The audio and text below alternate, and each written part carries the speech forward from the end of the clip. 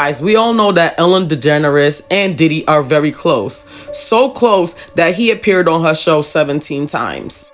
17 times! I've been on the show 17 times! It feels like 20. It feels like 20. Every time feels like 1.25, so it adds up to 20. So it's safe to say that Diddy may know a thing or two about Helen, and Ellen knowing a thing or two or three about Diddy.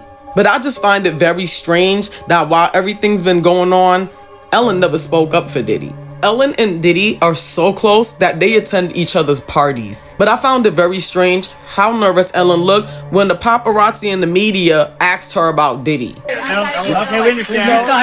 Ellen, were you surprised by the allegations about P. Diddy? Did that surprise you about P. Diddy?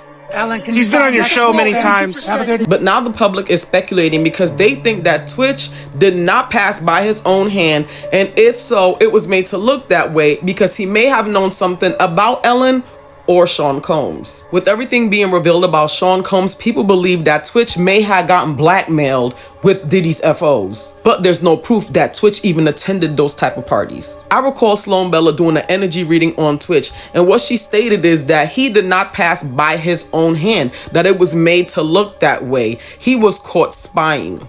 But here is what I got. I asked what happened on the day he died, and I'm going to throw it right out there. So here we go.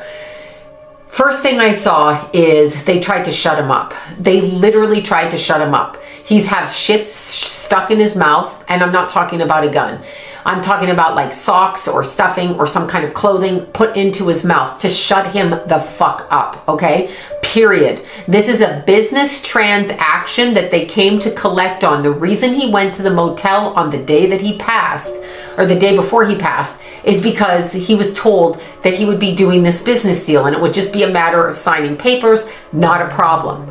The reason his wife went to the police station as opposed to calling the police and saying my husband is missing, like his car is out in the driveway, is because she was tipped off and she became frantic.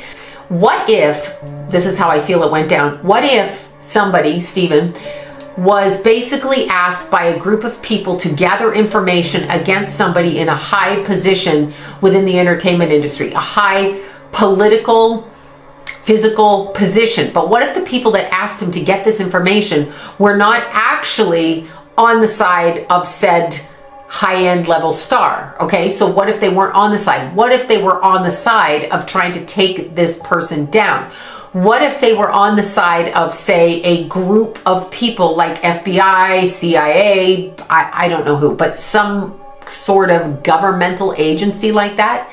And what if he agreed to tell them something or to gather said information and or to wear a wire? What if that's what happened? Because I am actually saying that's what happened. It's not even a what if. That's what I feel happened.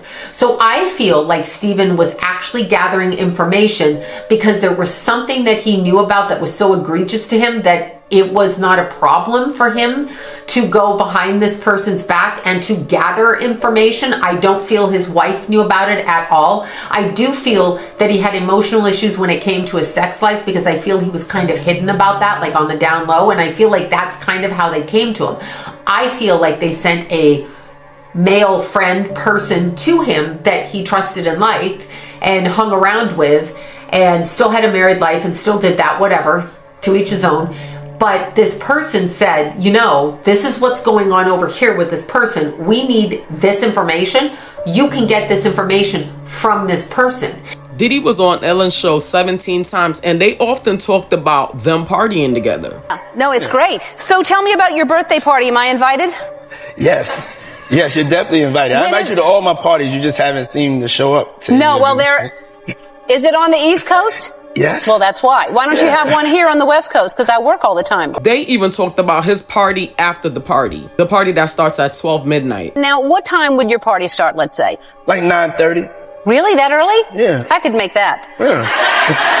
But I could think of you of starting a party at like midnight.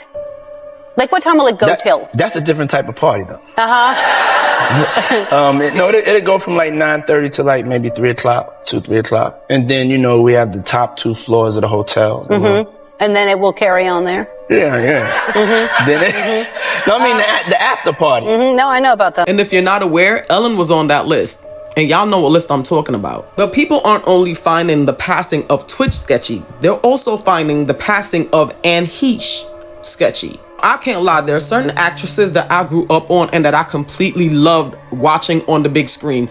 And one of them is Anne Heche. Anne Heche starred in tons of movies. I Know What You Did Last Summer, Danny Brasco, The Juror, Volcano, If Waltz Could Talk, 6 Days, 7 Nights, John Q. Anne Heche passed away in August of 2022 in a car accident. As we can see the helicopter video there of the car in the house, you can see firefighters on the scene there taking that car out from the house, Fox 11 in Los Angeles. The public speculated that Ellen had something to do with that, but there was no proof of that. But when Anne Heche sat down on a podcast and got to talking, I could see where the public concocted the idea of Ellen having something to do with Anne Heche. Anne Heche, clear as day, said that Ellen tried to put her in an institution.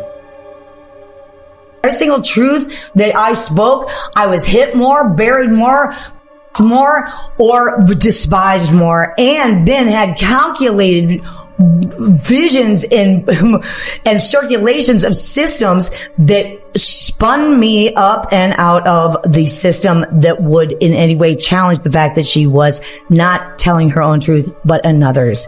Why do you think she tried to put me in an institution, folks? Anne Heche tragically passed away 1 year after that podcast. Law enforcement said that Anne's behavior was suspicious and that she was under the influence, but none of that was found when the autopsy was completed. I just found it weird that as close as they are, she never spoke up in his defense about any of his legal trouble. Actions speak louder than words.